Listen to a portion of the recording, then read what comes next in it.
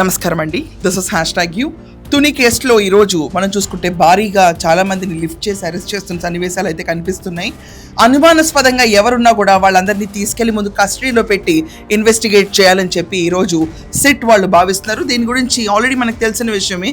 25వ రోజుకు చేరిన తుని పాప మిస్సింగ్ కేసులో చాలామంది అనుమానిస్తున్న వాళ్ళందరినీ తీసుకెళ్లి ఇన్వెస్టిగేట్ చేశారు. కానీ గడిచిన 24 గంటల్లో మాత్రం విపరీతంగా పెరిగిపోయింది. ఆఖరికి ఎంత దాకా వెళ్ళిందంటే తుని చుట్టుపక్కల ప్రాంతాల్లో అనుమానాస్పదంగా ఉన్న ప్రతి ఒక్కళ్ళ మూమెంట్స్ని గ్యాదర్ చేస్తూ వాళ్ళందరినీ అరెస్ట్ చేస్తూ పోలీసులు అదుపులోకి తీసుకుని ఫాస్ట్గా స్పీడన్ అప్ చేస్తున్నారు. ఈ కేసుని సిబిఐకి అప్పగించాలని చెప్పి చాలామంది కోరుతున్నారు. సిబిఐ ఎంటర్ అవ్వచ్చు. Mostly there will be sensational press meet today అని మాత్రం అనిపిస్తుంది. We should wait and see. Tuni కేసులో మాత్రం ఇక్కడ మనం చూసుకుంటే ఇది వరకు సంచార జాతుల వాళ్ళు అవనండి, జీడిపిక్కల వాళ్ళు అవనండి, వీళ్ళందరినీ ఇన్వెస్టిగేట్ చేసి అక్కడ మాత్రం ఏ ఆధారాలు దొరకలేదు. అండ్ తుని చుట్టుపక్కల ప్రాంతాలన్నీ కూడా ఎత్తికారు. అక్కడ కూడా పాప దొరకలేదు. ఆఖరికి మనిషి అంటే ఒక చిన్న పాప ఈజీగా మునిగిపోయి పైకి వచ్చేంత 3 అడుగులు 4 అడుగుల పైన ఉన్న గడ్డిని మొత్తం కోసేసి మొత్తం క్లీన్ సర్చ్ స్వీప్ అయితే అయిపోయింది. ఎక్కడ పాప లేదు. కానీ ఇక్కడ చాలా ఇంట్రెస్టింగ్ టర్నింగ్ పాయింట్ వచ్చింది ఈరోజు. ఏంటంటే అనుమానాస్పదంగా అనిపించి, అంటే మన రాష్ట్రానికి సంబంధించిన వాళ్ళు కాదండి, పక్క రాష్ట్రానికి సంబంధించిన వాళ్ళు అక్కడ పనిచేయడానికి వస్తారు చూడండి. బీహార్ నుంచి వర్కర్స్, కన్స్ట్రక్షన్ వర్కర్స్, కొంతమంది అక్కడ తుని చుట్టుప్రక్కల ప్రాంతాల్లో ఒక ముఠా దిగినట్టు క్లియర్గా అనుమానాస్పదంగా ఉంది. సో ఈ అనుమానాస్పద ప్రోబ్లో బహుశా సిబిఐ ఈరోజు ఎంటర్ అవ్వచ్చు. మీరు క్లియర్గా మీకు ఒక స్లైడ్ వస్తుంది చూడండి. ఇక్కడ CBI implicates gangs for links to India's missing children.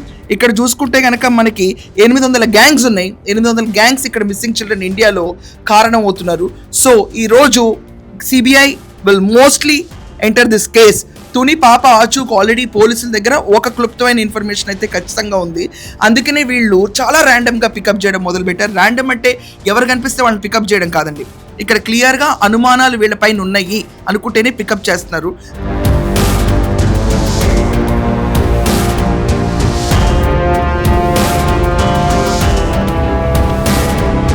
Tuni case గురించి ఆల్రెడీ సిట్ కూడా ఫామ్ చేశారు. ఇది అందరికీ తెలిసిందే. పాప మాత్రం ఎక్కడ చనిపోలేదండి. ఓన్లీ రాష్ట్రం దాటించాలంటే మాత్రం ఇంపాసిబుల్ టాస్క్ అవుతుంది. ఎందుకంటే ప్రతి ఒక్క చెక్ పాయింట్లోనూ వీళ్ళు ఇన్వెస్టిగేషన్, వెహికల్ చెకింగ్స్ చాలా ఎక్కువ చేస్తారు. యూజువల్గా ఆ పాపను ఎత్తుకెళ్ళాలంటే ఓ బొట్లో పెట్టి తీసుకెళ్ళచ్చు, ఇంత ఈజీగా ఉంటుంది ఆ రోజు వరకు. కానీ ఆ రోజు సాయంకాలం 6:30 నుంచి కథ మొత్తం మారిపోయింది.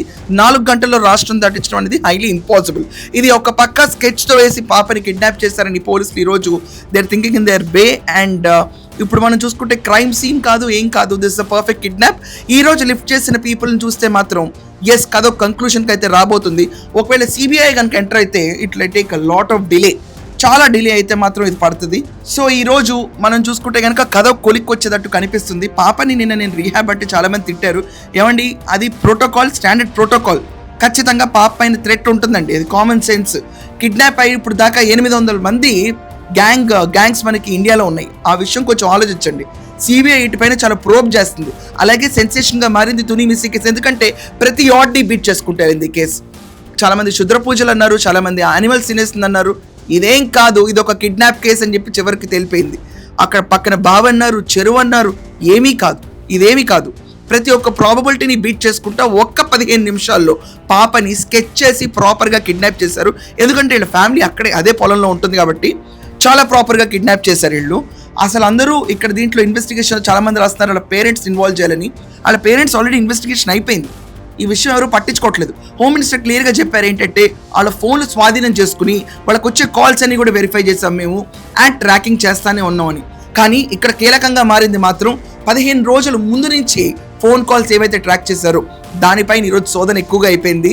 ఈరోజు ఆ గ్యాంగ్స్ని ముఠాని లేపిన తర్వాత ఐడెంటిఫై చేస్తున్న తరుణంలో మేబీ మనకి ఈరోజు ఒక సంచలన ప్రెస్ మీట్ ఉండొచ్చు. ఉన్న తర్వాత మీ దగ్గరికి ఖచ్చితంగా షో తీసుకొస్తాను. Let us all pray that she comes back safe. That's all for now. Thank you.